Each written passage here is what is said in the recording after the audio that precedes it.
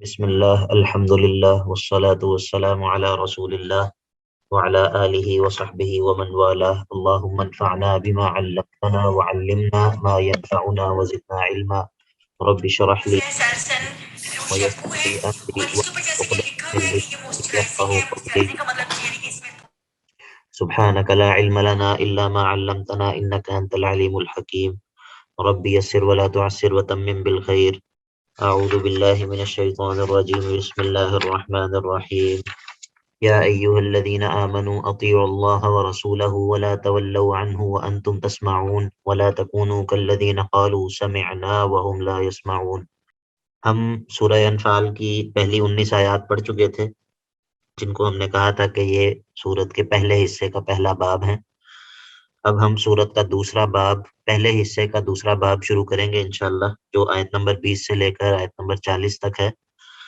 اور اس باب کا خلاصہ یہ ہے کہ اس باب کے اندر جہاد کے 4 قوانین بیان ہوں گے، جہاد کی طرف ترغیب دلائی جائے گی، اور تقوی کے آثار ذکر ہوں گے کہ تقوی کے ہونے کے کیا اثرات ہوتے ہیں اور تقوی کے نہ ہونے سے کیا نقصانات ہوتے ہیں، کیا اثرات ہوتے ہیں. اور منکرین کے لیے تخفیف ہوگی اور سورت کا دوسرا دعویٰ ذکر ہوگا.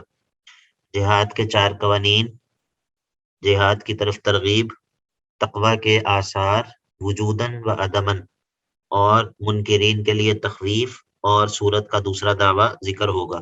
یا ایہا الذین آمنوا اطیعوا اللہ ورسولہ ولا تولوا عنہ وانتم تسمعون، یہ آیت نمبر 20 ہے. اور اگر آپ دیکھیں تو آیت نمبر 19 کے اختتام پہ کہا تھا کہ وَأَنَّ اللَّهَ مَعَ الْمُؤْمِنِينَ، کہ جان لو کہ اللہ تعالیٰ جو ہے وہ اپنی مدد کے اعتبار سے ایمان والوں کے ساتھ ہوتی ہے، اس کی مدد ایمان والوں کے ساتھ ہوتی ہے. تو اب سوال یہ پیدا ہوا کہ ایمان کیسے ملے گا؟ اللہ کی مدد تو ایمان والوں کے ساتھ ہوتی ہے، تو ایمان کیسے ملے گا؟ تو اس کا جواب یہ ہے کہ یا ایہا الذین آمنوا اطیعوا اللہ ورسولہ، کہ ایمان جو ہے وہ اللہ اور اس کے رسول کی اطاعت سے ملے گا. تو یہ دونوں آیات میں ربط ہے، دونوں آیات میں یہ تعلق ہے. تو یا ایہا الذین آمنوا، اے وہ لوگو جو ایمان لائے ہو، اطیعوا اللہ، اللہ کی اطاعت کرو، ورسولہ، اور اس کے رسول کی اطاعت کرو، ولا تولوا عنہ، ولا تولوا، اور تم مت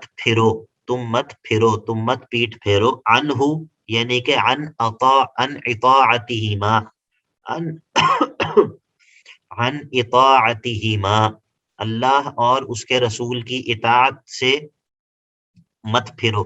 اگر آپ یہاں پر غور کریں تو اطیعوا اللہ ورسولہ، اللہ اور اس کے رسول کی اطاعت جو ہے یہ دو لوگ ہیں، یعنی کہ دو ذوات ہیں، دو ذاتیں ہیں نا، ایک اللہ ہے، ایک اللہ کا رسول ہے. لیکن یہاں پر کہا ولا تولوا عنہ، اب یہ ہو جو ہے یہ مفرد کی ضمیر ہے، یہ ہو ضمیر مفرد کی ہے، یعنی کہ جو ایک چیز کی طرف لوٹتی ہے. تو حالانکہ یہاں پر دو ذاتیں ہیں جن کی اطاعت کا حکم دیا جا رہا ہے، اللہ الگ ہے، اللہ کا رسول الگ ہے، لیکن کیا کہا ولا تولوا عنہ. تو مطلب کیا ہے؟ مطلب یہ ہے کہ ان دونوں کی اطاعت جو ہے وہ ایک ہی چیز ہے. اللہ اور اس کے رسول کی اطاعت یہ کوئی دو مختلف چیزیں نہیں ہیں. اللہ کی بات کو جو مانے گا وہ ظاہر ہے اللہ کے رسول کی بھی وہی بات ہے جو اللہ کی بات ہے، کیونکہ ہمیں اللہ کی بات پتہ چلتی ہی اللہ کے رسول سے ہے.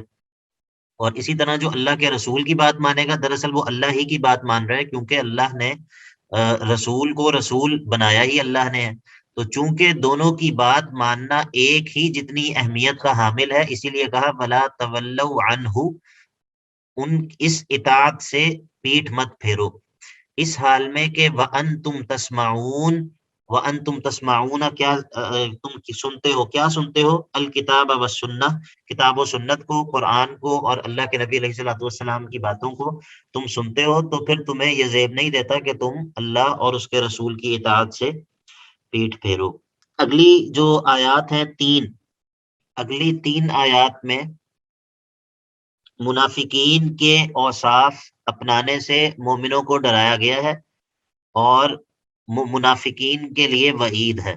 اگلی 3 آیات میں یعنی کہ 21، 22 اور 23 میں دو چیزیں ہیں، ایک تو منافقین کے لیے وعید ہے، وعید، ٹھیک ہے، اور دوسرا جو ہے وہ ایمان والوں کو ڈرایا گیا ہے کہ آپ منافقین والی صفات سے بچیں۔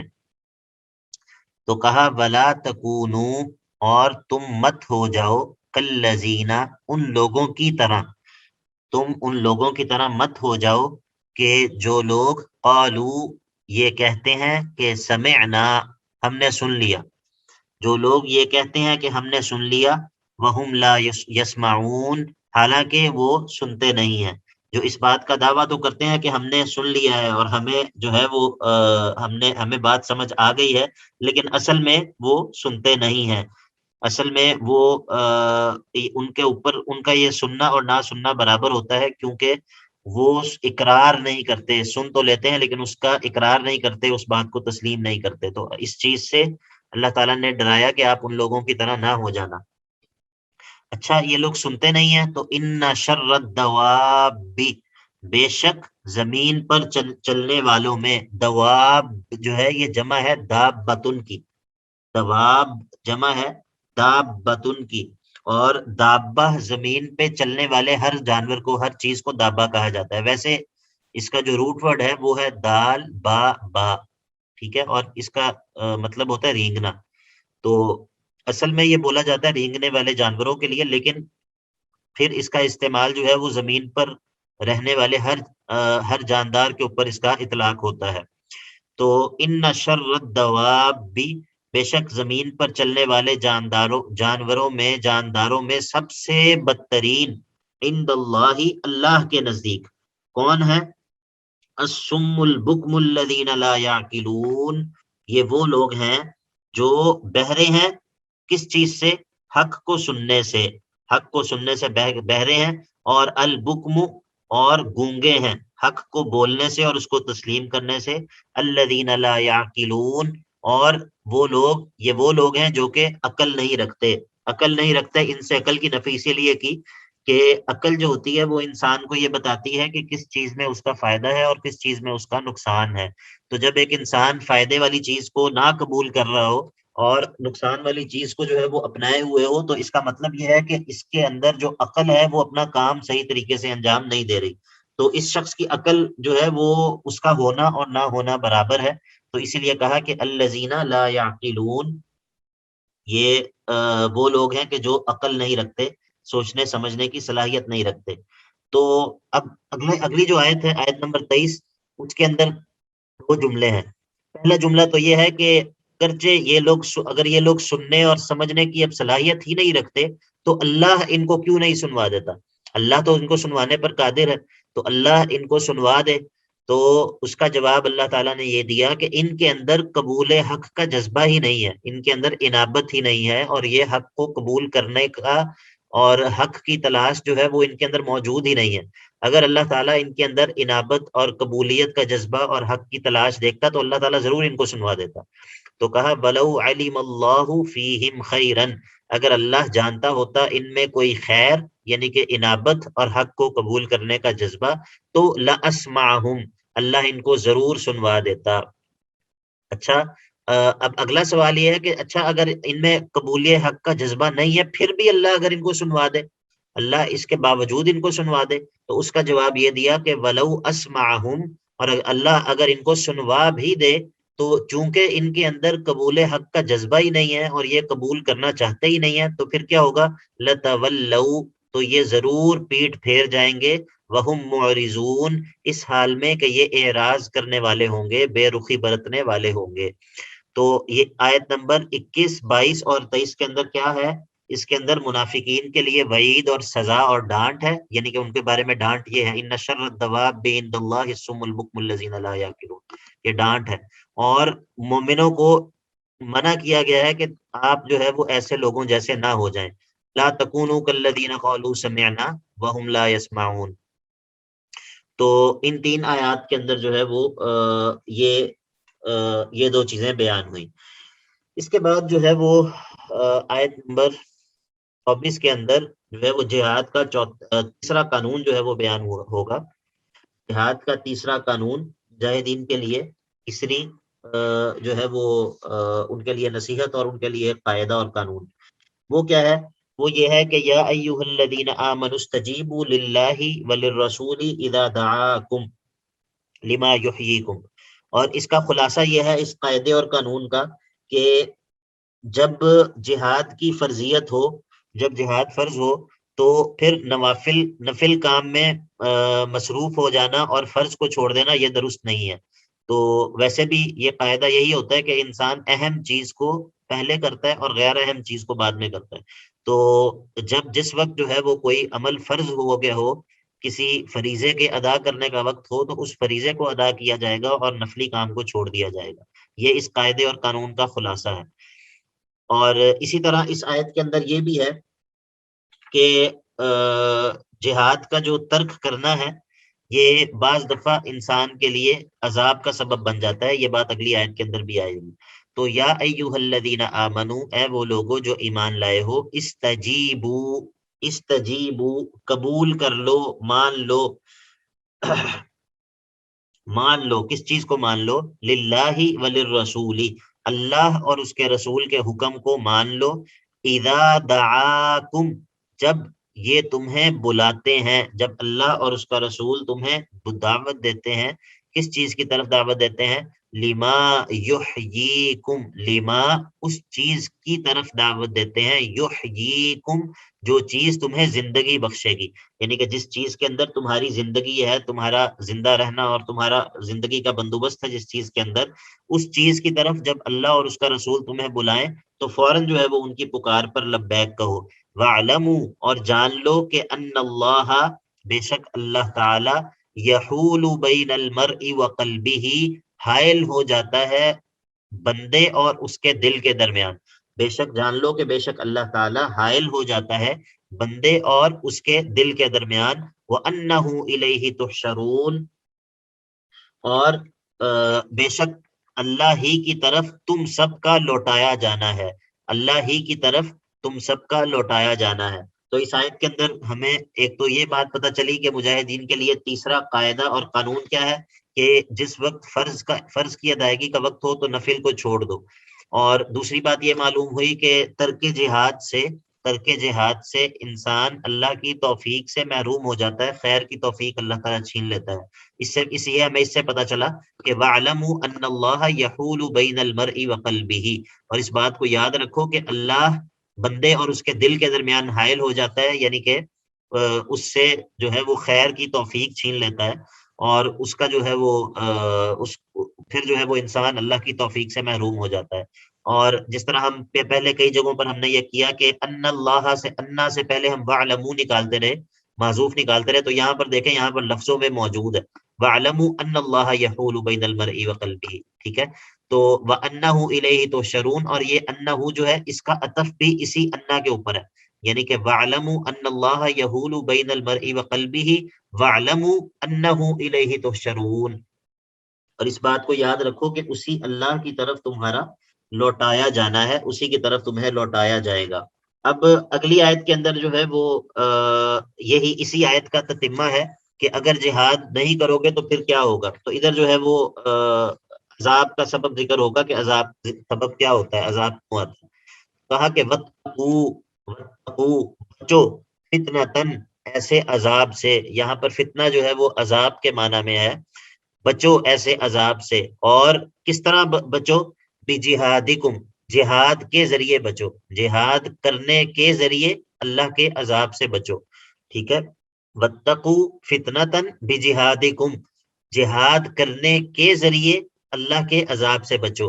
اور یہ جو عذاب ہے اس کی خصوصیت کیا ہے کہ لا تصیبن الذین ظلموا، لا تصیبن، نہیں پہنچے گا یہ عذاب، الذین ظلموا، جو لوگ، ان لوگوں کو جنہوں نے ظلم کیا، منکم، تم میں سے، خاصتاً، صرف انہی کو، یعنی کہ لا تصیبن خاصتاً الذین ظلموا منکم، یہ عذاب جو ہے جو ترک جہاد کی وجہ سے آئے گا، یہ تم میں سے صرف ان لوگوں کو نہیں پہنچے گا جن لوگوں نے ظلم کیے ہیں، بلکہ یہ ایک عمومی عذاب ہوگا جو سب کو اپنی لپیٹ میں لے لے گا۔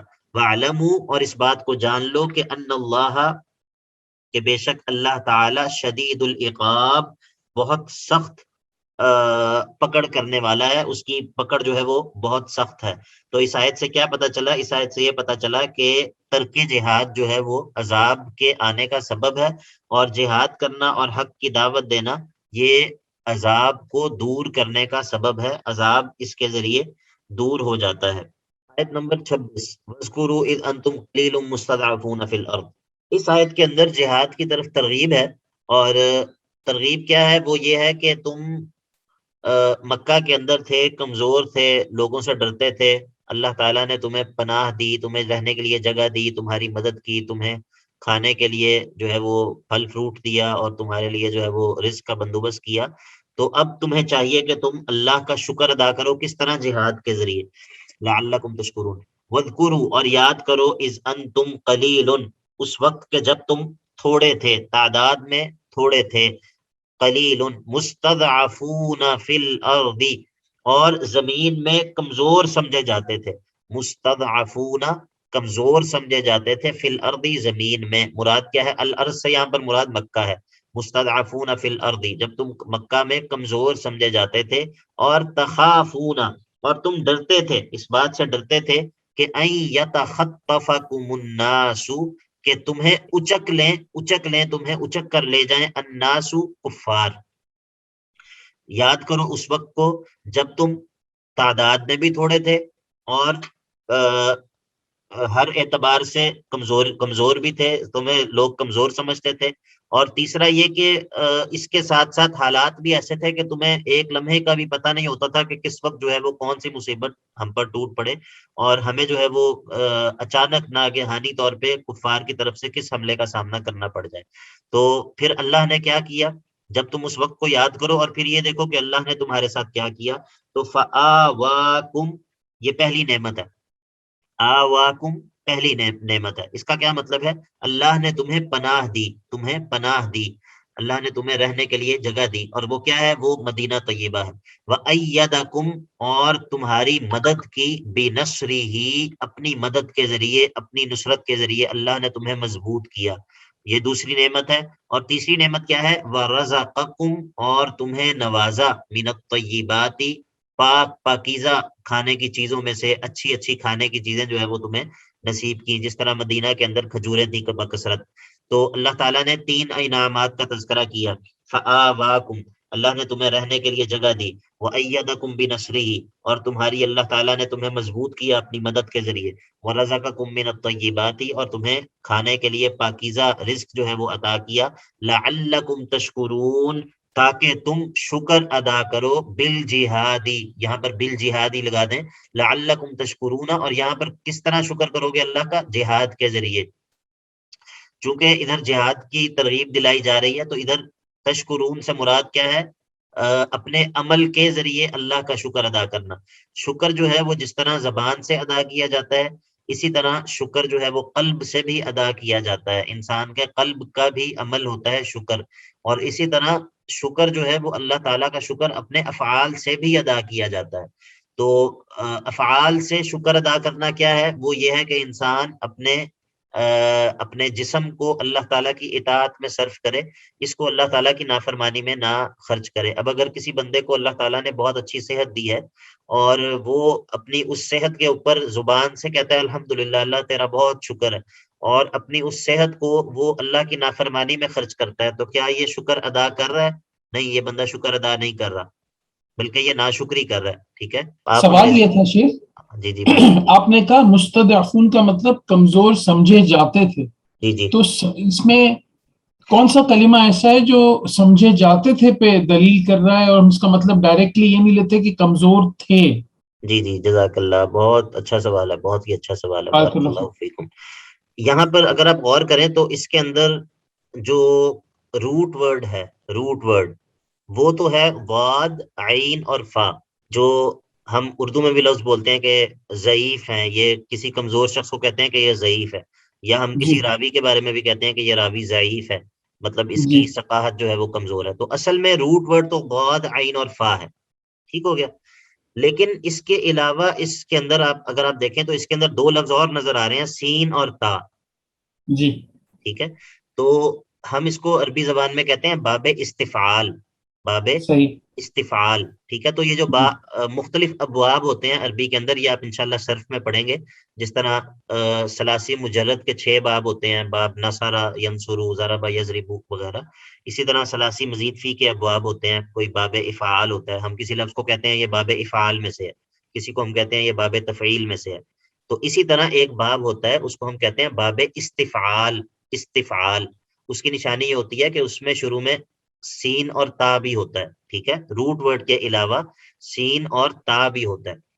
تو یہ جو ہوتا ہے نا استفعال، یہ مختلف، ہر باب کی مختلف خاصیات ہوتی ہیں.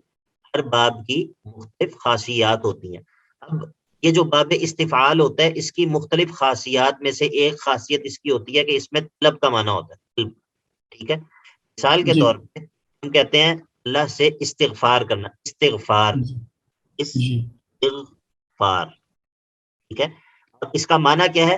مغفرت طلب کرنا. مغفرت طلب کرنا. ٹھیک ہے، جی استغفار کا مطلب کیا ہے؟ مغفرت طلب کرنا.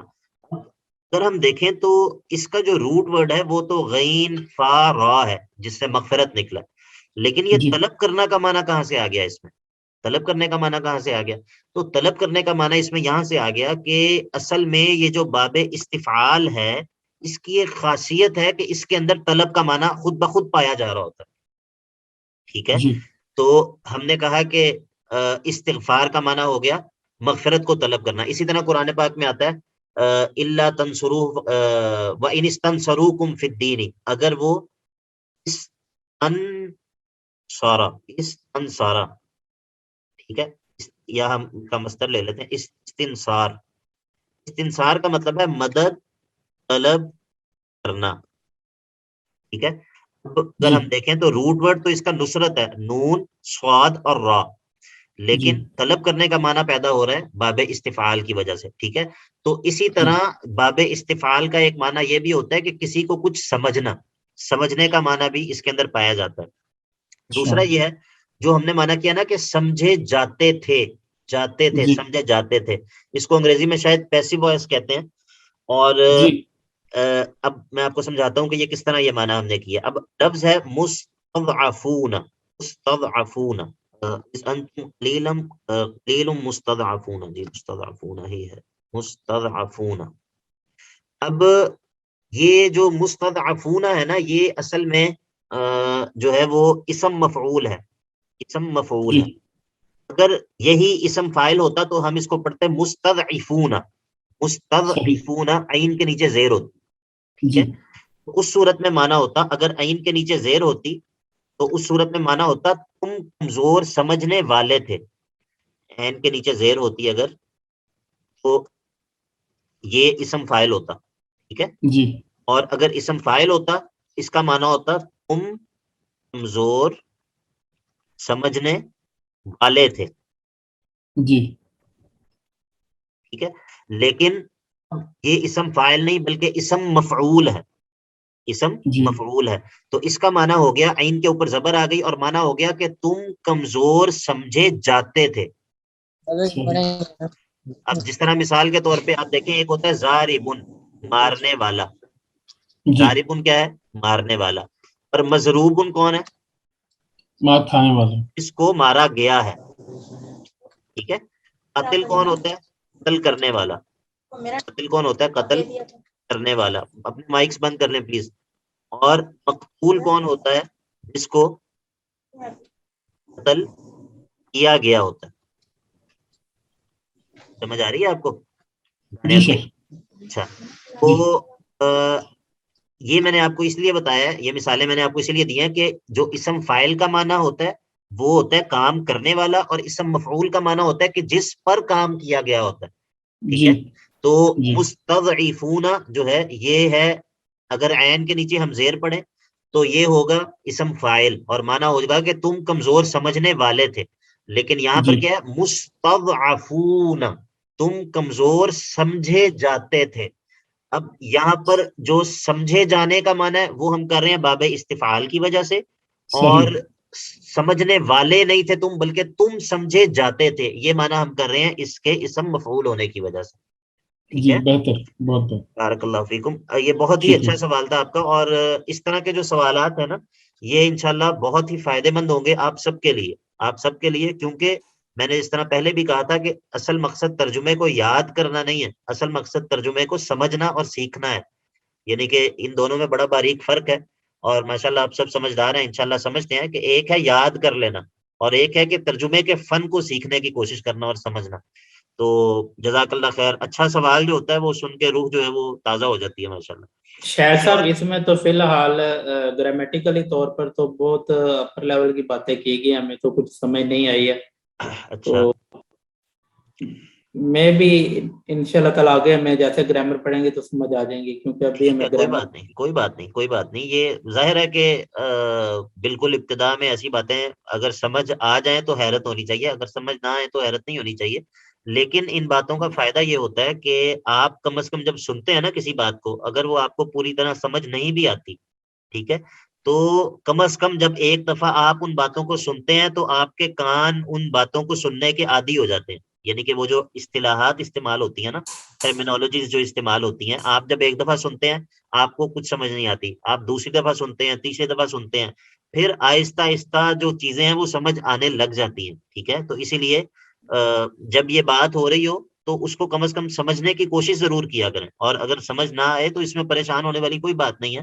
اور یہ جو طلب علم کا آغاز ہوتا ہے اس میں ایسا ہی ہوتا ہے، ایسا ہی ہوتا ہے. اور میں اپنی بات میں آج بھی ایک دوست کو بتا رہا تھا کہ کم از کم 3 سال تو مجھے ایسے ہی لگ گئے تھے کہ چیزوں کی سمجھ آنے میں، چیزیں یہ کہتے ہیں نا میک سینس، چیزوں کی سمجھ آنے میں جو کچھ ٹائم لگ جاتا ہے شروع میں. تو یہ جو ہے وہ طلب علم کا حصہ ہے، اس میں پریشان نہیں ہونا چاہیے. انشاءاللہ آہستہ آہستہ. اب یہاں پر ہم ترجمے کے اندر بھی کچھ نہ کچھ گرامر کو چھیڑتے ہیں، باقی گرامر کی الگ سے بھی آپ کی کلاس ہو رہی ہے، آپ اس کو، میں نے پہلے بھی نصیحت کی تھی کہ اس کو توجہ سے پڑھیں، تو انشاءاللہ آہستہ آہستہ چیزیں سمجھ آنے لگ جائیں گی. بارک اللہ فیکم. شاید صاحب پریشان اس نہیں میں دو الفاظ کے معنی پوچھنے تھے. جی جی بتائیں. تخافون، اس کا معنی بتا دیں، اور وَأَيَّدَكُمْ. ہاں، تخافونا کا معنی ہے کہ تم ڈرتے تھے، تم ڈر ٹھیک ہے رہے ہوتے تھے. خوف سے ہے، خوف کا لفظ ہم اردو میں بولتے ہیں نا. اور جی. ایدکم کا لفظ اس کا مطلب ہے تمہیں مضبوط کیا، تمہیں جو ہے وہ تمہیں مضبوط کیا، ٹھیک ہے. تمہیں مضبوطی دی. بارک اللہ فیکم. اچھا جی. اب بات یہ ہوئی کہ کہاں پر پہنچ گئے تھے ہم جی؟ ہاں، لعلکم تشکرون. میں نے یہ پوچھا تھا کہ اگر ایک بندہ جو ہے وہ اللہ تعالیٰ نے اس کو الدواب کا ترجمہ زمین پر چلنے والے جاندار کریں گے یا جانور، جاندار کر لیں، ویسے تو جانور کا بھی وہی مطلب ہے، لیکن جب ہم اردو میں جانور بولتے ہیں تو ہمارے ذہن میں پھر وہی آ جاتے ہیں 4 ٹانگوں والے. تو اگر ہم جاندار کہیں گے تو اس کے اندر ذرا انسان بھی شامل ہیں اور باقی تمام مخلوقات بھی شامل ہیں جو انسان پر زمین پر چلتی ہیں. بارک اللہ فیک. اچھا سوال ہاں، ہے اور سر دوسری میرا. بات یہ ہے کہ سوال کرنے کے لیے بہتر نہیں ہے کہ آپ اردو میں ہی لکھیں، انشاءاللہ آپ انگریزی میں لکھیں، وہ بھی انشاءاللہ ہم پڑھ لیں گے اور اس کا جو ہے وہ جواب دے دیں گے. بارک اللہ فیک. اچھا جی. اب لعلکم تشکرون، اس سے آگے جو ہے یا ایھا الذین آمنوا لا تخونوا اللہ والرسول وتخونوا اماناتکم، یہ جہاد کا چوتھا قانون بیان ہو رہا ہے، جہاد کا چوتھا قانون بیان ہو رہا ہے. اور اس کی تفصیل کچھ اس طرح ہے کہ یہودیوں نے جب فیصلہ کرنے کے لیے حضرت سعد بن معاذ رضی اللہ تعالیٰ عنہ کو جج تسلیم کر لیا تھا، بنو قریظہ نے جب خیانت کی اور اللہ کے نبی علیہ الصلوۃ والسلام نے انہیں کہا کہ آپ جو ہے وہ جج جو ہے وہ آپ سعد بن معاذ کا فیصلہ آپ تسلیم کر لیں گے. انہوں نے کہا کہ ہاں ہم سعد بن معاذ کا فیصلہ تسلیم کر لیں گے. تو ایک صحابی تھے ابو لبابہ رضی اللہ تعالیٰ عنہ، ان کے کچھ گھر والے جو ہے وہ پھنسے ہوئے تھے، تو انہوں نے یہودیوں کو ایسے اشارہ کیا، گردن کی طرف اشارہ کیا کہ جس طرح گردن کاٹنے کا اشارہ کرتے ہیں اس طرح اشارہ کیا کہ مطلب یہ تھا کہ جو سعد بن معاذ کا فیصلہ تم تسلیم کر رہے ہو تو اس نے تو فیصلہ تمہاری موت کا ہی کرنا ہے. تو یہ دراصل جو ہے ان کے لیے یعنی کہ یہ درست نہیں تھا کہ جو ہے وہ اس طرح جو ہے وہ یہود کو اشارہ کرتے. تو اللہ تعالیٰ نے فوراً تنبیہ کی اور یہ آیات نازل کی، اور وہ جب یہ آیات نازل ہوئی تو وہ اتنے شرمندہ ہوئے کہ انہوں نے اپنے آپ کو مسجد کے ستون سے باندھ لیا اور روتے رہے، اللہ تعالیٰ سے استغفار اور توبہ کرتے رہے، یہاں تک کہ اللہ تعالیٰ نے ان کی توبہ قبول کی اور اللہ کے نبی علیہ الصلوۃ والسلام نے آ کے ان کو اپنے ہاتھوں سے جو ہے وہ کھولا اور یہ ان آیات کا پس منظر ہے. تو اللہ تعالیٰ جہاد کا چوتھا قانون ذکر کرتے ہیں، یا ایھا الذین آمنوا، اے ایمان والو، لا تخون اللہ والرسول، اللہ اور اس کے رسول سے خیانت مت کرو. اب تخونو کے اندر دیکھیں نا، ہم اردو کے اندر لفظ خیانت بولتے ہیں، اور تخونو کے اندر بھی وہی الفاظ ہیں، خا بھی ہے، نون بھی ہے. تو اس طرح جو ہے وہ آپ سوچا کریں کہ لفظ جو ہے وہ ہم بعض دفعہ لفظ ایسا ہوتا ہے کہ ہم اس کو اردو میں بھی استعمال کرتے ہوتے ہیں، بس تھوڑا سا توجہ کی ضرورت ہوتی ہے. تو لا تخون اللہ والرسول، اللہ اور اس کے رسول سے خیانت مت کرو. وَتَخُونُوا أَمَانَاتِكُمْ، اور نہ ہی اپنی امانتوں میں خیانت کیا کرو. وَأَنْتُمْ تَعْلَمُونَ، حالانکہ تم جانتے بھی ہو، اس حال میں کہ تم جانتے بھی ہو. اور اب اگلی آیت کے اندر جو ہے وہ سبب خیانت ذکر کیا. سبب خیانت کیا تھا؟ سبب خیانت یہ تھا کہ جو ہوتی ہے خیانت، جو ہوتی ہے اس کا وجہ یہ ہوتی ہے کہ یا تو مال کی وجہ سے ہوتی ہے یا اولاد کی وجہ سے ہوتی ہے. تو کہا کہ وَاعْلَمُوا، اور جان لو کہ انما اموالکم و اولادکم فتنہ، تمہارے اموال اور اولاد یہ تو آزمائش ہیں. وَأَنَّ اللَّهَ عِندَهُ أَجْرٌ عَظِيمٌ، اور جو اللہ کے پاس ہے، وَأَنَّ اللَّهَ، اور بے شک اللہ تعالیٰ، عِندَهُ جو اس کے پاس ہے، اجر عظیم، وہ بڑا عظیم اجر ہے.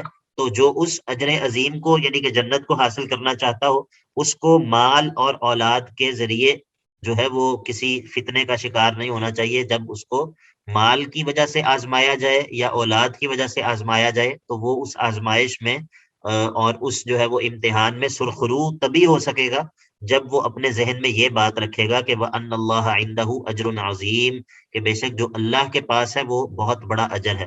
تو جب نظر اس اجر پر ہوگی اور اس فائدے پر ہوگی اور اس اخروی ریوارڈ پر جب نظر ہوگی، تو تب وہ دنیا کے مال اور اولاد کی آزمائش میں اور فتنے میں جو ہے وہ سرخرو اور کامیاب ہو سکے گا. وہ ہماری ایک بہن ہے جو پوچھتی ہیں کہ اس میں ہمارے لیے کیا اسباق ہیں. مجھے یاد نہیں ہے کہ کون سی بہن ہے، لیکن یہ ہے کہ وہ بھی اگر موجود ہیں کلاس میں تو وہ بھی نوٹ کر لیں. تو اسی طرح ہوتا ہے، ہمارے لیے بھی آیات کے اندر اسباق ہوتے ہیں. ہاں جی، اب پانچواں قانون ذکر ہو رہا ہے جی آیت نمبر 29 میں. آیت نمبر 29 میں جہاد کا پانچواں قانون ذکر ہو رہا ہے، اور اس میں جہاد کا پانچواں قانون ہے، اور اسی طرح خیانت سے بچنے کا طریقہ ہے. خیانت سے پیچھے منع کیا نا کہ خیانت نہ کرو، لا تخونوا اللہ والرسول وتخونوا اماناتکم، اور کہا کہ تمہارے مال اور اولاد یہ سبب خیانت. دیکھیں آپ آیات کا ربط دیکھیں، بڑا خوبصورت ربط ہے. آیت نمبر 27 کے اندر کہا کہ خیانت مت کرو. آیت نمبر 28 میں ذکر کیا کہ خیانت کا سبب کیا ہوتا ہے، کیا ہے؟ اموالکم و اولادکم. اور وَأَنَّ اللَّهَ عِندَهُ أَجْرٌ عَظِيمٌ، یہ بتایا کہ اللہ کے پاس جو ہے وہ اس سے بہتر ہے کہ جس کی خاطر انسان خیانت کرتا دنیا میں. اب آیت نمبر 29 میں بتائیں گے کہ خیانت سے بچنے کا طریقہ کیا ہے. وہ کیا ہے؟ وہ یہ ہے کہ یا ایھا الذین آمنوا، اور اس آیت کے اندر جہاد کا پانچواں قانون بھی ہے. وہ کیا ہے؟ وہ یہ ہے کہ تقوی کو اختیار کرو. یا ایھا الذین آمنوا، اے ایمان والو، ان تتقوا اللہ، اگر تم اللہ سے ڈرتے رہو گے، یجعل لکم فرقانا، اللہ تمہارے لیے حق اور باطل میں فرق کرنے کی تمیز تمہیں جو ہے وہ عطا کر دے گا. فرقان کے مختلف معنی کیے گئے ہیں. اصل معنی تو یہی ہے کہ فارق بین الحق والباطل، ایسی صلاحیت جس کے ذریعے انسان حق اور باطل میں تمیز کر سکے. لیکن اس کے علاوہ اس کا ایک معنی جو ہے وہ فتح جو ہے وہ بھی کیا گیا ہے. اسی طرح شبہات سے محفوظ رکھنا، اور اس طرح دیگر معنی بھی کیے گئے ہیں.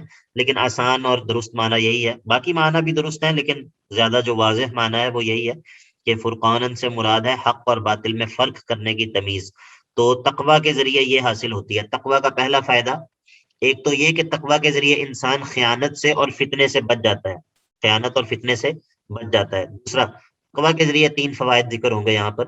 یجعل لکم فرقانا، اگر انسان تقوی اختیار کرے تو اللہ تعالیٰ اس کو حق اور باطل میں فرق کرنے کی تمیز دے دیتا ہے. وہ فتنوں کا شکار نہیں ہوتا. جب فتنوں کا وقت آتا ہے تو اللہ تعالیٰ اس کو سجھا دیتے ہیں کہ یہ فتنہ ہے. وَيُكَفِّرْ عَنْكُمْ سَيِّئَاتِكُمْ، اور انسان کے چھوٹے موٹے جو گناہ ہوتے ہیں صغائر، ان کو بھی اللہ تعالیٰ دھو ڈالتے ہیں. وَيَغْفِرْ لَكُمْ، اور اللہ تعالیٰ کبائر کو بھی ڈھانپ دیتے ہیں، کبائر کو بھی اللہ تعالیٰ مٹا دیتے ہیں. وَاللَّهُ ذُو الْفَضْلِ الْعَظِيمِ، اور اللہ تعالیٰ بہت ہی عظیم فضل والے ہیں. اللہ کا فضل جو ہے وہ بہت بڑا ہے. آیت نمبر 29 ہو گئی. آیت نمبر 30 وَإِذْ يَمْكُرُ بِكَ الَّذِينَ كَفَرُوا لِيُثْبِتُوكَ أَوْ يَقْتُلُوكَ أَوْ يُخْرِجُوكَ وَيَمْكُرُونَ وَيَمْكُرُ اللَّهُ وَاللَّهُ خَيْرُ الْمَاكِرِينَ. اس آیت کے اندر تقوی کے کچھ فوائد ذکر ہوں گے. ہم نے جب اس حصے کا خلاصہ بتایا تھا تو اس میں بتایا تھا کہ ادھر اس حصے کے اندر تقوی کے ثمرات اور اس کے اثرات جو ہے وہ ذکر ہوں گے. تقوی موجود ہوگا تو کیا فائدے حاصل ہوں گے، اگر تقوی نہیں ہوگا تو کیا نقصانات ہوں گے. اور اس آیت کے اندر ساتویں علت ہے سورت کے پہلے دعویٰ کی. سورت کے پہلے دعوے کی ساتویں علت ہے. ابھی ذرا کسی سے یہ بھی پوچھیں کہ سورت کا پہلا دعویٰ تھا کیا. عائشہ رفت جی بتائیے سورت کا پہلا دعویٰ کیا تھا؟ کہ مالک غنیمت اللہ اور اس کے رسول کا حق ہے. جی جزاک اللہ بارک اللہ فیکم. تو اس آیت کے اندر اس دعوے کی ساتویں علت بھی بیان ہو رہی ہے اور اسی طرح تقوی کے فوائد بھی بیان ہو رہے ہیں. اور اسی طرح تیسری چیز اس آیت کے اندر بیان ہو رہی ہے وہ ہے کفار کا اللہ کے نبی صلی اللہ علیہ وسلم کے مقابلے میں عملی مکر. عملی طور پہ انہوں نے کیا چال چلی اللہ کے نبی صلی اللہ علیہ وسلم کے مقابلے میں. ٹھیک ہے، تین چیزیں اس آیت کے اندر بیان ہو رہی ہیں. یہ جو میں آیت کے بارے میں تھوڑا سا بتاتا ہوں، انٹروڈکشن کرواتا ہوں، یہ بہت اہم ہوتا ہے کیونکہ اس سے آیت کا مفہوم جو ہے، جی میں بتا دیتا ہوں دوبارہ، میں اس کا فائدہ آپ کو بتا رہا ہوں کہ اس سے یہ ہوتا ہے کہ آیت کا جو ہوتا ہے نا مضمون، اس کو سمجھنا آسان ہو جاتا ہے کہ اس آیت کے اندر ہے کیا. تو تین چیزیں اس آیت کے اندر بیان ہوئی ہیں. پہلی چیز کیا ہے؟ پہلی چیز یہ ہے کہ سورت کے پہلے دعوے کی ساتویں علت، سورت کے پہلے دعویٰ کی ساتویں علت. دوسری چیز ادھر بیان ہوئی ہے تقوی کے فوائد اور ثمرات. تقوی کا ایک فائدہ بیان ہوگا کہ تقوی سے کیا فائدہ ہوتا ہے. تیسری چیز یہاں پر بیان ہوئی ہے کفار کا عملی مکر. نبی صلی اللہ علیہ وسلم کے مقابلے میں کفار کا عملی مکر بیان ہوا ہے. وَإِذْ يَمْكُرُ بِكَ الَّذِينَ كَفَرُوا، اور اس وقت کو یاد کرو کہ جب سازش کر رہے تھے، مکر کر رہے تھے تمہارے خلاف. کون لوگ؟ الذین کفروا، وہ لوگ جنہوں نے کفر کیا، وہ لوگ جو کافر ہیں.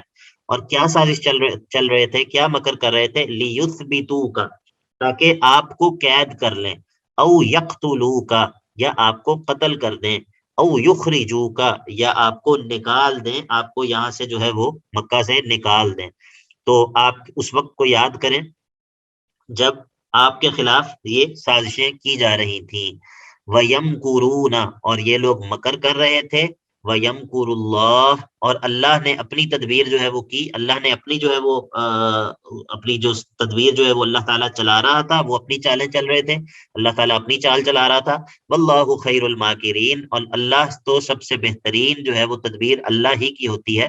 کوئی بھی تدبیریں کرنے والا ہو، اللہ سے بہتر تو کسی کی تدبیر نہیں ہو سکتی. تو اس آیت سے یہ کیسے ثابت ہوا؟ پہلے دعوے کی علت کس طرح بنی ہے؟ بھائیوں میں سے کوئی بتائے. وجاہت منیب یا زریاب احمد.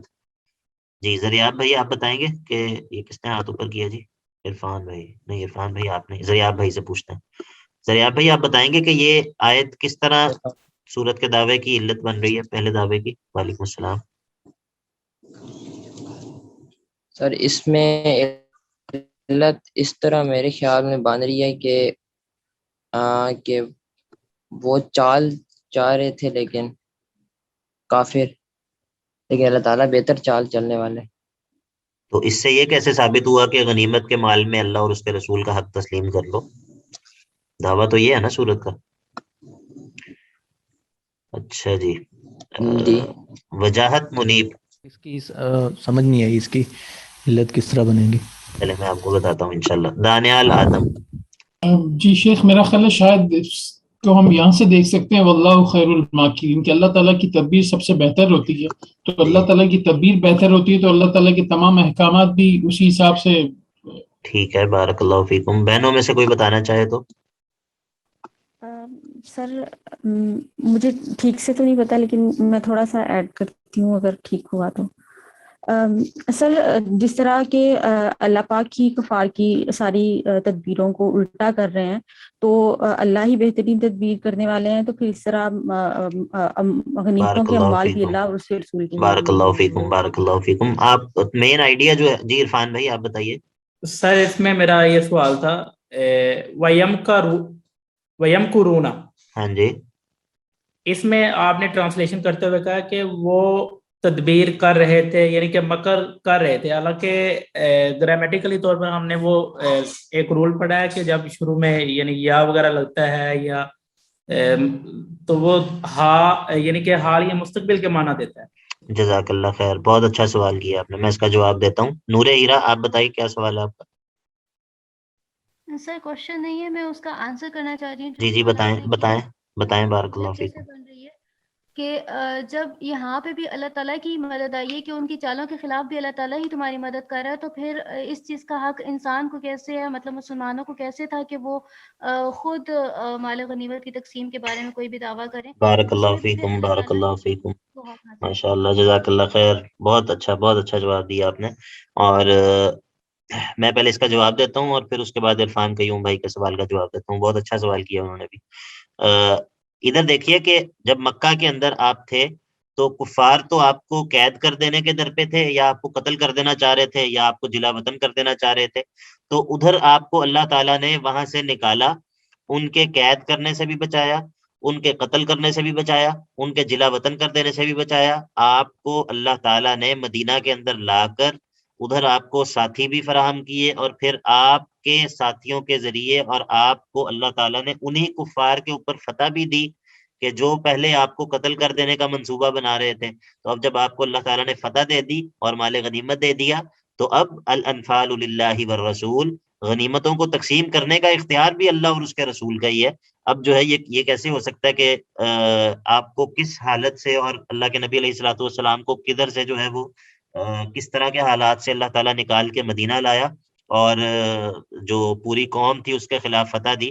تو اب جو اللہ تعالیٰ نے غنائم دے دیے تو اب ان کے اندر اختلاف مت کرو. اچھا، امید ہے سمجھ آ گیا ہوگا. جی نور ہیرا، آپ کا کوئی اور کوشچن ہے؟ آپ کا یہ ہاتھ اوپر ہے. نہیں سر، سوری میرے ٹھیک ہے، اس کو نیچے کر لیں. بارک اللہ فیکم. اچھا، جو سوال کیا نا عرفان بھائی نے، بہت اچھا سوال ہے. تو اس کا جواب یہ ہے کہ یہ جو ہوتا ہے نا از جو ہوتا ہے، یہ اگرچہ مضارع پر داخل ہو، مضارع کہتے ہیں جس کے شروع میں یا ہوتا ہے نا، جو آپ نے پڑھا ہوگا اس میں گرامر میں، کہ اگر اس کا ماضی ہوتا تو یہ مکرا ہوتا، مکرا، لیکن چونکہ یہ مضارع ہے تو یم کرو ہے. تو از جو ہوتا ہے یہ مضارع پر بھی داخل ہو تو ماضی کا معنی ہی دیتا ہے، مضارع ماضی کا معنی ہی دیتا ہے، اگرچہ جو ہے وہ مضارع پر ہی داخل ہو. ٹھیک ہے، تو یہ آپ قرآن پاک میں دیکھیں گے کئی جگہ پہ اس طرح ہوگا کہ لفظ جو ہے وہ مضارع کا ہوگا اور معنی جو ہے وہ ماضی کا دے رہا ہوگا، یا لفظ ماضی کا ہوگا اور معنی جو ہے وہ مضارع کا دے رہا ہوگا. ٹھیک ہے، اس طرح آئے گا قرآن مجید میں. لیکن اچھی بات ہے کہ آپ نے نوٹ کیا اور آپ نے یہ سوال کیا کہ ادھر ایسا کیوں نہیں ہے، جبکہ ہم نے گرامر میں یہ پڑھا. شیخ صاحب وی کین سے دیٹ کہ یعنی کہ یہ از جو ہے اس کی امپلیمنٹیشن ہوگی لیسبتو کا پر بھی، یقتلو کا پر بھی، یخرجو کا پر. بالکل آپ صحیح کہہ رہے ہیں. بالکل یہ سارے جو ہیں وہ پاسٹ میں چلے جائیں گے. ہاں دیکھیں نا، اسی لیے اپنا ترجمہ دوبارہ کرتا ہوں. اور اس وقت کو یاد کرو جب کفار مکر کر رہے تھے تمہارے خلاف، اور کیا مکر کر رہے تھے کہ وہ تمہیں قید کر دیں، وہ تمہیں قید کر دیں، یہ مکر کر رہے تھے. اور او یقتلو کا، یا تمہیں قتل کر دیں، او یخرجو کا، یا تمہیں نکال دیں. تو یہ سب کچھ جو ہو رہا ہے یہ وہ مکر کر رہے تھے، ماضی میں کر رہے تھے. ٹھیک ہے، تو یہ تو بعد میں آیات نازل ہوئی. تو یہ اس کی وجہ سے جو ہے وہ ہم یہ ماضی کا ترجمہ کر رہے ہیں. ٹھیک ہے، اچھا یہ تو ہو گیا. شیخ صاحب سوری، آپ نے یہ کہا کہ از جب مضارع پہ داخل ہوتا ہے تو ماضی کا معنی دیتا ہے، لیکن اگر از جب ماضی پہ داخل ہوتا ہے تو پھر وہ مضارع کا معنی دیتا ہے؟ نہیں، پھر نہیں. ماضی جو ماضی ہوگا تو ماضی کا معنی ہی دے گا. ٹھیک، بہت شکریہ. اچھا جی، ہاں تو ہم نے اس آیت کے اندر ایک بات تو یہ بتا دی کہ یہ سورت کے پہلے دعوے کی علت کیسے بن رہی ہے. ٹھیک ہے، اس کا جواب ہو گیا. دوسری بات یہ پتا چلی کہ اس میں تقوی کے ثمرات اس طرح ہیں کہ جب انسان تقوی اختیار کرتا ہے تو اللہ تعالیٰ اس کو دشمنوں کی چالوں سے بچا لیتے ہیں. ٹھیک ہے، جس طرح اس آیت کے اندر تذکرہ ہوا کہ یہ اس تقوی کے باب میں تقوی کی بات چل رہی ہے نا یہاں پر، اس کانٹیکسٹ میں یہ آیت آئی ہے. اگر آپ دیکھیں تو یا ایھا الذین آمنوا ان تتقوا اللہ یجعل لکم فرقانا. تو تقوی کے نتیجے میں والی آیت کے اندر بھی کچھ فوائد ذکر ہوئے. اللہ تعالیٰ فتنے سے بچا لیتا ہے، اللہ تعالیٰ خیانت سے بچا لیتا ہے، اللہ تعالیٰ انسان کو حق اور باطل میں تمیز کرنے کی صلاحیت دے دیتا ہے، گناہوں کو اللہ تعالیٰ صغائر کو بھی معاف کر دیتا ہے، گناہوں کو بھی معاف کر دیتا ہے، اور دشمن کی چالوں سے بھی اللہ تعالیٰ محفوظ کر لیتا ہے. ٹھیک ہے، تو یہ دو چیزیں ہو گئی. اور میں نے کہا تھا تیسری چیز کافروں کا نبی صلی اللہ علیہ وسلم کے مقابلے میں عملی مکر. تو وہ عملی مکر کیا تھا؟ ان کو قید کرنے کی کوشش کرنا، قتل کرنے کی کوشش کرنا، یا جلا وطن کر دینے کی کوشش کرنا. جی بات سمجھ آ گئی سب کو؟ جی بارک اللہ فیکم، حیاکم اللہ. اچھا جی، اب آیت نمبر 31 کے اندر کیا ہے؟ پہلے تھا کفار کا نبی صلی اللہ علیہ وسلم کے مقابلے میں عملی مکر. اب آیت نمبر 31 میں ہے کفار کا قرآن کے مقابلے میں قولی مکر. قرآن کے مقابلے میں قولی مکر. پچھلی آیت میں تھا نبی صلی اللہ علیہ وسلم کے مقابلے میں عملی مکر، اور اب ہے قرآن کے مقابلے میں قولی مکر. وَإِذَا تُتْلَى عَلَيْهِمْ آيَاتُنَا، اور یہ اسی طرح اس آیت کے اندر تقوی کے نہ ہونے کے اثرات بھی ہیں. تقوی کے نہ ہونے سے کیا ہوتا ہے؟ وَإِذَا تُتْلَى عَلَيْهِمْ آيَاتُنَا، اور جب پڑھی جاتی ہیں ان پر ہماری آیات. تتلا علیہم، پڑھی جاتی ہیں. دانیال بھائی ذرا توجہ کریے گا. تتلا، تتلا پڑھی جاتی ہیں. ٹھیک ہے، جو ہم نے بات کی نا مجہول کے اندر جو معنی ہوتا ہے، تو یہاں پر ہم معنی یہ نہیں کریں کہ پڑھتی ہیں، پڑھتی ہیں معنی نہیں کرے، پڑھی جاتی ہیں. ٹھیک ہے، علیہم ان پر کیا پڑھی جاتی ہیں؟ آیاتنا، ہماری آیات. قالو تو وہ کہتے ہیں قد سمعنا، ہم نے سن لیا، یقیناً ہم نے اس بات کو سن لیا. اور لو نشاء، اگر ہم چاہیں، لقلنا مثل ھذا، تو ہم ضرور اس جیسا ہم بھی کہہ سکتے ہیں. جب قرآن کو سنتے ہیں تو قرآن کو سن کے جواب میں کیا کہتے ہیں؟ ہم نے اس کو سن لیا ہے، یہ کوئی عجیب بات نہیں ہے. اگر ہم چاہیں تو ہم بھی اس طرح کی بات کر سکتے ہیں، ہم بھی اس طرح کا قرآن جو ہے وہ لا سکتے ہیں. ان ھذا، نہیں ہے یہ قرآن، نہیں ہے یہ قرآن. ان، اس کو ہم کہتے ہیں ان نافیہ. ان جو ہے کبھی کبھی نافیہ بھی ہوتا ہے، ان نفی کے معنی میں بھی استعمال ہوتا ہے. ٹھیک ہے، اس کی یہ مثال آپ دیکھ لیں. ان ھذا، نہیں ہے یہ قرآن، مگر کیا ہے؟ الا، مگر اساطیر الاولین، پچھلے لوگوں کے قصے کہانیاں ہیں. ٹھیک ہے، جب یہ قرآن کو سنتے ہیں تو قرآن سن کے جواب میں کیا کہتے ہیں کہ یہ کوئی نئی بات نہیں ہے، ہم چاہیں تو ہم بھی ایسا کہہ سکتے ہیں، اور یہ تو صرف پچھلے لوگوں کی گزرے ہوئے لوگوں کے قصے کہانیاں، اس میں کون سی بڑی بات ہے. ٹھیک ہے، تو یہ ہے کفار کا قرآن کے مقابلے میں قولی مکر. ٹھیک ہے، یہاں پر دیکھیں قول ہے نا، یہ قولوا قد سمعنا لو نشاء لقلنا مثل ھذا. تو یہ ہے کفار کا قرآن کے مقابلے میں قولی مکر، اور پیچھے تھا عملی مکر، لیثبتوک او یقتلوک او یخرجوک. ٹھیک ہو گیا بھائیو؟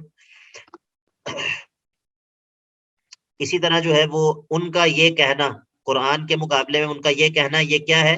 یہ تقوی کے نہ ہونے کا اثر ہے. تقوی کے نہ ہونے کا اثر ہے.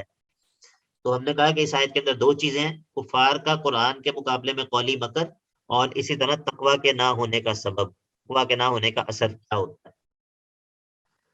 اچھا جی، اب اگلی آیت کے اندر جو ہے وہ بیان ہوگی 8ویں علت. 8ویں علت بیان ہوگی کس چیز کی؟ اس چیز کی، سورت کے پہلے دعوے کی 8ویں علت بیان ہوگی. کوئی بھائی یا کوئی بہن بتائے گا کہ کتنی علتیں ہم نے کل اس میں ہوں گی؟ کتنی علتیں ہوں گی سورت کے پہلے دعوے کی؟ 13. جی 13. اور جہاد کے کتنے قوانین ہوں گے؟ 13 ہی. ٹھیک ہے، بارک اللہ فیک، جزاک اللہ. اچھا، آپ میں ویسے نا انشاءاللہ تصویر بھیج دوں گا گروپ کے اندر بھی، ترتیب سے 13 علتوں کی نا انشاءاللہ، اور 13 قوانین کی بھی. اس سے یہ ہے کہ آپ کو ایک آئیڈیا سا ہو جائے گا، آسانی ہو جائے گی انشاءاللہ. اچھا جی، اب آیت نمبر جو 32 ہے، اس کے اندر 8ویں علت بیان ہو رہی ہے.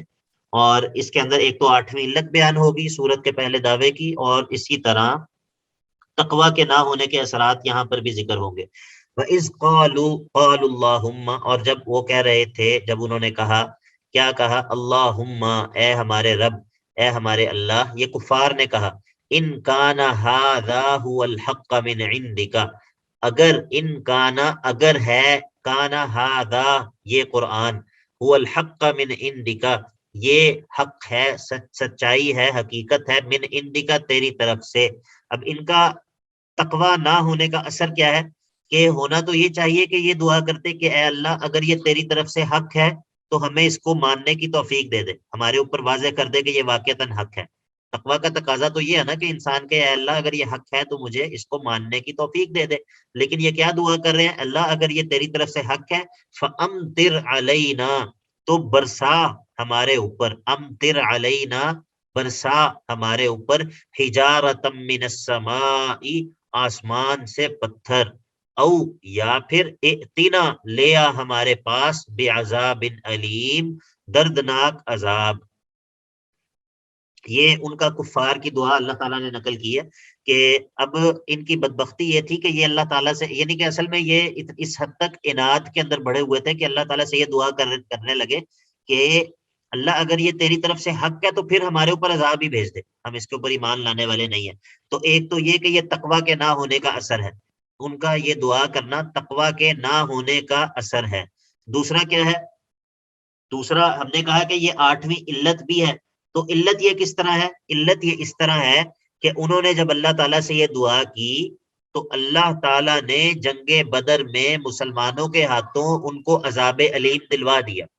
اللہ تعالیٰ نے جنگ بدر میں مسلمانوں کے ہاتھوں ان کو عذاب علیم دلوا دیا۔ اب جب اللہ تعالیٰ نے مسلمانوں کے ہاتھوں ان کو عذاب علیم دلوا دیا اور مسلمانوں کو غنیمتیں مل گئیں، تو اب غنیمتوں کو تقسیم بھی اللہ اور اس کے رسول کے حکم کے مطابق کرو اور اس کے اندر اپنی مرضی مت کرو۔ جی آپ کو سمجھ آ گئی کس طرح یہ علت بن رہی ہے؟ اور اسی طرح یہ جو ان کا یہ دعا کرنا یہ بھی تقویٰ کے نہ ہونے کے اثرات میں سے ہے، ٹھیک ہے؟ تو اس آیت کے اندر یہ دونوں چیزیں۔ ٹائم کتنا رہ گیا؟ ٹائم تو 1 منٹ رہ گیا، ٹائم کی طرف توجہ نہیں تھی آج میری، لیکن بہرحال چلیں آج ہم نے کافی کور کر لیا، 19 آیت نمبر 19 سے لے کے آیت نمبر 32 تک۔ تو انشاءاللہ ہم کوشش کریں گے کہ اگلی کلاس میں ہم یہ حصہ ختم کر لیں گے اور انشاءاللہ اگلا حصہ شروع کر دیں گے۔ کوئی سوال وغیرہ ہیں تو پوچھ لیں، اور اگر کوئی اور بات ہے تو کر لیں انشاءاللہ۔ السلام علیکم۔ وعلیکم السلام۔ جی اکمل بھائی۔ سر میرا 21 اور 22 آیت نمبر سے سوال ہے جی جی پوچھیے۔ کہ وہ لوگ سنتے نہیں ہیں، اس سے ہاں جی۔ مراد یہی ہے کہ ان لوگوں کو اللہ پاک کی آیات تو پہنچتی ہیں ان تک، لیکن وہ اس پر عمل نہیں کرتے۔ ہاں جی، سننا اصل میں کانوں سے سنتے ہیں۔ جی جی، یہ سننا جو ہے نا یہ 2 طرح کا ہوتا ہے۔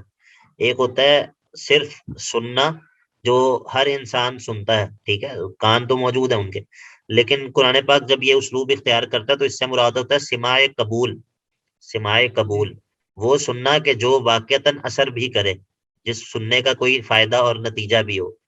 تو جب اس کا فائدہ اور نتیجہ نہیں ہوتا تو گویا کہ اس کان کا کوئی فائدہ ہی نہیں ہے، ٹھیک ہے؟ جس طرح قرآن پاک میں، جس طرح یہاں پر بھی ہم نے پڑھا کہ ان کو اللہ تعالیٰ نے گونگے اور بہرے کہا ہے، یا اسی طرح سورہ حج کے اندر آتا ہے کہ لہم قلوب لا یفقہون بہا ولہم آذان لا یسمعون بہا۔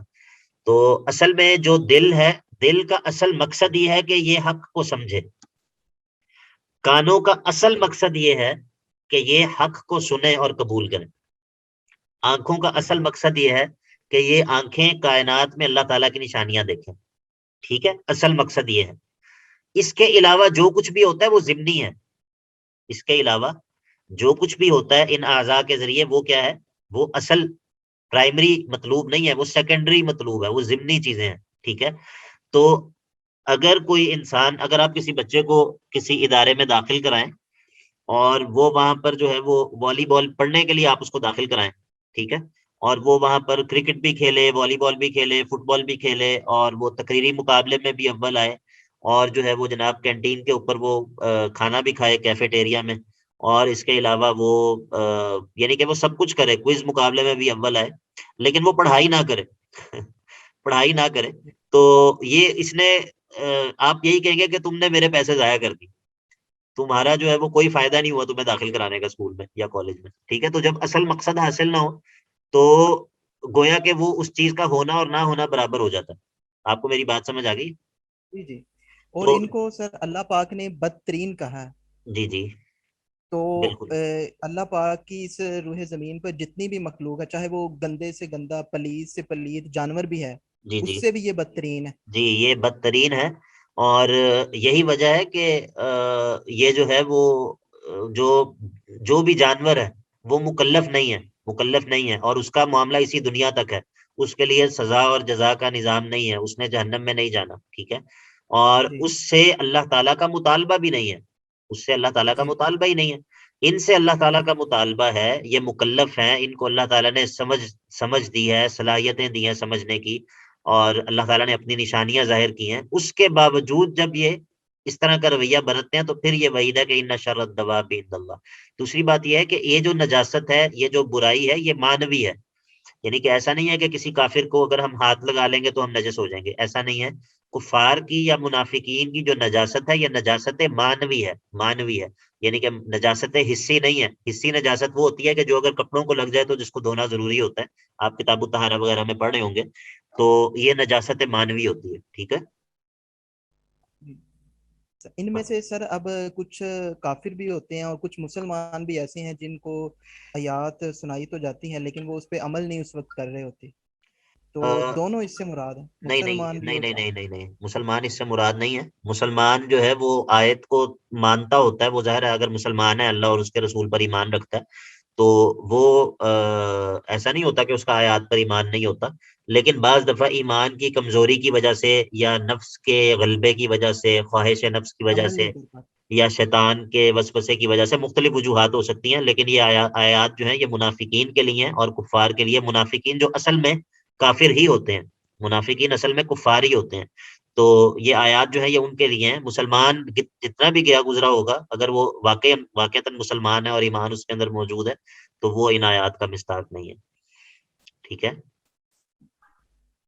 سر اسی سے ہی میں اگر ایک بات کہنا چاہوں کہ جس طرح سم ٹائم پردے کی آیات کو لے کے بات ہو رہی ہوتی ہے یا اسی طرح کے کچھ معاملات کو لے کے بات ہو رہی ہوتی ہے تو سر واضح طور پہ انکار کیا جا رہا ہوتا ہے، تو سر وہاں پہ کیا ہم کہہ سکتے ہیں؟ نہیں، یہ اصل میں دیکھیں بات یہ ہے کہ یعنی کہ اگر مسلمان جو ہے وہ یہ بات کر رہے ہوتے ہیں نا، اس کے پیچھے مختلف وجوہات ہوتی ہیں، اس کے پیچھے وہ واقعتاً یہ سمجھ رہے ہوتے ہیں کہ اللہ تعالیٰ کا منشا یہ نہیں ہے، اللہ تعالیٰ کا مطلب اللہ تعالیٰ جو ہے وہ انسان سے اس چیز کی ڈیمانڈ نہیں کر رہے، اور مختلف قسم کے شبہات جو ہوتے ہیں وہ انہیں لاحق ہوتے ہیں، یا وہ وہی بات جس طرح میں نے کہا کہ نفس کے ہاتھوں سوشل پریشر کی وجہ سے، خاندانی پریشر کی وجہ سے، یا اپنی سوسائٹی کے پریشر کی وجہ سے وہ ان کو مشکل لگ رہا ہوتا ہے، مختلف وجوہات ہوتی ہیں جس کی بنا پر یہ بات کی جا رہی ہوتی ہے، تو وہ اس کو ہم جو ہے وہ یہ نہیں کہہ سکتے کہ اگر کوئی بندہ ایسا رویہ اپنا رہا ہے، البتہ اس بندے کو ڈرنا چاہیے اللہ تعالیٰ سے، اور اس بندے کو ایسا رویہ نہیں اپنانا چاہیے اللہ تعالیٰ کے کلام کے سامنے یا اللہ کے نبی صلی اللہ علیہ وسلم کی بات کے سامنے، اسے جو ہے وہ سرنڈر کرنا چاہیے۔ لیکن بہرحال یہ ہمیں اس چیز سے بچنا چاہیے کہ ہم آیات کو اس طرح خاص طور پہ مسلمانوں کے اوپر جو ہے وہ جو ہے نا وہ ان کا اطلاق کریں، تھوڑا احتیاط کرنی چاہیے اس چیز میں، ٹھیک ہے۔ پوائنٹ یہی ہے اکثر کہ مسلمان آیات کو برحق تو سمجھتا ہے جی جی لیکن عمل میں کوتاہی کر لیتا ہے، جی جی، عملی طور پہ اور کوتاہی ہوتی ہے، کافر آیات کو برحق بھی نہیں سمجھتا اور عمل بھی نہیں کرتا۔ بالکل عمل بھی نہیں کرتا، تو اور مسلمان جو ہے نا وہ بعض دفعہ وہ اس کو کوئی غلطی لگ رہی ہوتی ہے، وہ کسی شبہ کا شکار ہوتا ہے، یعنی کہ اب دیکھیں نا اس طرح کے لوگ موجود ہیں، جس طرح ہمارے غامدی صاحب ہیں یا اس طرح دوسرے لوگ ہیں، وہ ایسی کہیں اور سے دلائل لے رہے ہوتے ہاں، ہیں۔ یعنی کہ وہ ایسی انٹرپریٹیشن کر رہے ہوتے ہیں کہ جو انسان کے نفس کو بھی اچھی لگ رہی ہوتی ہے، بندہ کہتا ہے ہاں یار یہ ٹھیک ہے، اور وہ جب پھر آپ اس کو آیت سناتے ہیں یا کوئی اللہ کے نبی کی حدیث سناتے ہیں تو وہ اسی لیے نہیں انکار کر رہا ہوتا کہ وہ سمجھ رہا ہوتا ہے کہ اللہ تعالیٰ کا یہی تقاضا ہے اور میں اس کو نہیں مان رہا، نہیں نہیں، اس کو یہ شیطان نے یا اس کو یہ نفس نے یہ پٹی پڑھا دی ہوتی ہے کہ نہیں اصل میں اس آیت کا اصل مطلب یہ ہے ہی نہیں، اسی لیے میں اس کو نہیں مان رہا، ٹھیک ہے۔ تو اگرچہ وہ غلط ہی ہو لیکن چونکہ وہ شبہ کا شکار ہے تو اسی لیے وہ ممکن ہے اللہ تعالیٰ کے ہاں معذور ہو، تو اسی لیے وہ جو ہے وہ اس میں شامل نہیں ہے، ٹھیک ہے۔ جی سر آپ نے غامدی صاحب کا نام لیا، مجھے ان کے حوالے سے میں آج یا کل ایک لطیفہ پڑھ رہا تھا تو وہ میں شیئر کرنا چاہوں گا، جی جی کریں، جسٹ 1 منٹ لوں گا جسٹ۔ جی جی جلدی کر لیں آپ کیونکہ ٹائم ہمارا لکھا پہلے تھا اوور کہ ہو گیا۔ اس میں لکھا تھا کہ ایک بندہ کہتا ہے جی میں تو جب سے میں نے غامدی صاحب کو سنا نا تو میرا ان کے ساتھ نظریاتی اختلاف تھا۔ اچھا یار یہ لطیفہ آپ رہنے دیں، یہاں پر ہماری بہنیں سر بھی موجود سوال، ہیں، کوئی ایسا لطیفہ نہ ہوگا چلیں جو مناسب نہیں ہے، ٹھیک ہے۔ اچھا سر دوسرا چلیں یہ ہے کہ جی جی بتائیے۔ سننے پہ کہا کہ اللہ پاک تو اس چیز پہ بھی قادر ہے کہ وہ ان کو سنوا دے، جی جی ٹھیک ہے، لیکن وہ اس لیے نہیں سنواتا کہ ان میں جذبہ ہے نہیں، لیکن اللہ پاک اس چیز پہ بھی قادر ہے کہ ان میں وہ جذبہ پیدا کر دے۔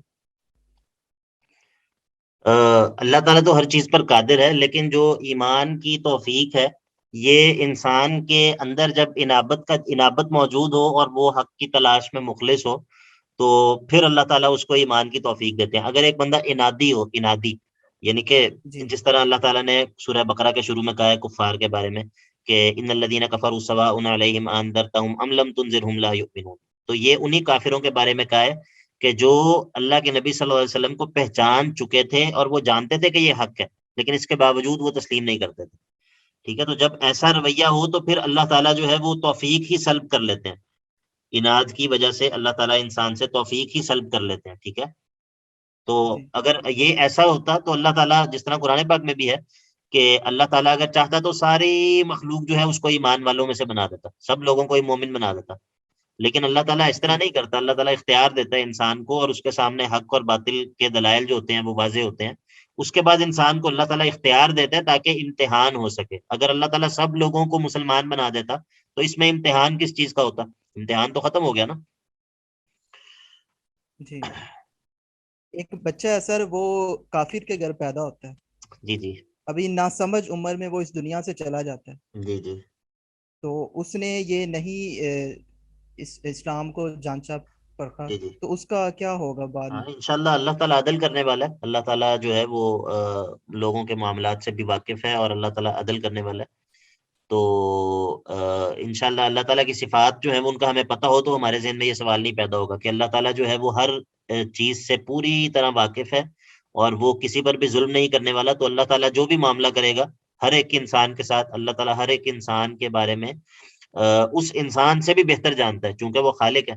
تو اللہ تعالیٰ جو ہے وہ کسی پر ظلم نہیں کرتا، اللہ تعالیٰ جو ہے وہ عدل کرنے والا ہے، اور اس کا انصاف جو ہے وہ بالکل 100% حقیقی انصاف ہے۔ تو اللہ تعالیٰ ہر ایک انسان کے ساتھ وہی معاملہ کرے گا جس کا وہ مستحق ہے۔ ٹھیک ہے، میرا مطلب تھا کہ شاید دلائل میں قرآن و حدیث چلیں میں اس پہ اس کے انشاءاللہ بارے ہم میں بات کریں بتایا گے، ابھی دراصل 10 منٹ اوپر ہو گئے ہیں، تو انشاءاللہ ہم اس پہ دوبارہ بات کریں گے۔ ٹھیک ہے، ایک سر ہمبل سجیشن بھی تھی، جی فرمائیے۔ ٹائم زیادہ ہو رہا ہے، وہ یہ ہے کہ سر آپ بھی جیسے بتا رہے ہیں کہ جتنی بھی آیات ہم پڑھتے ہیں اس کے کچھ اسباق ہیں اور کچھ موضوعات، جی جی تو اگر ہم اس پہلے 5-10 منٹ میں ان موضوعات کو لکھ لیں، کیونکہ ہم جب درمیان میں لکھ رہے ہوتے ہیں نا تو ان کو سننے میں بھی توجہ ہوتی ہے، لکھنے میں بھی توجہ ہوتی ہے، پھر آپ ساتھ ساتھ وہ پڑھنا بھی شروع کر دیتے ہیں، عربی کے میننگ سمجھنے میں بھی توجہ ہوتی ہے، تو کافی مشکل ہوتی ہے، چلیں انشاءاللہ یہ ذہن بہت ڈیوائڈ ہو جاتا ہے۔ ضرور اگر انشاءاللہ اس کے اوپر ہم نا کہیں یہ آپ کریں کے گے کہ پاس ہم، لکھے ہوئے ہیں میں لکھے ایسا ہوئے کروں ہیں گا تو نا، وہ شیئر کر دیں۔ نہیں جی دراصل یہ تو میں وہ اپنے قرآن پاک کے سائٹ پہ لکھتا ہوں نا، یعنی کہ جی جی تیاری کرتے ہوئے میں ساتھ ساتھ لکھ رہا ہوتا ہوں، تو ادھر سے دیکھ کے میں پھر پڑھاتا ہوں۔ تو یہ ہے کہ ہم یہ کیا کریں گے کہ آیت سے پہلے ذرا تھوڑا سا پھر زیادہ ریپیٹ، ویسے تو میں کوشش کرتا ہوں کہ میں ریپیٹ بھی کروں، اور یا اگر تو ٹائم یا ایک ہی دفعہ ہم نے جو 10 آیات کم از کم ان کا ہم پہلے 5-10 منٹ میں لکھ لیا کریں، پھر ہم پڑھنا شروع کر دیا کریں۔ چلیں صحیح ہے، ٹھیک ہے، انشاءاللہ اس پہ غور کرتے ہیں۔ باقی بھی اگر کوئی بہنوں بھائیوں میں سے کسی کی کوئی سجیشن وغیرہ ہو تو گروپ میں بھیج دیں، انشاءاللہ اس پہ غور کریں گے انشاءاللہ۔ ٹھیک ہے، جی کافی جی ٹائم ہو گیا، بارک اللہ فیکم، السلام علیکم ورحمۃ اللہ۔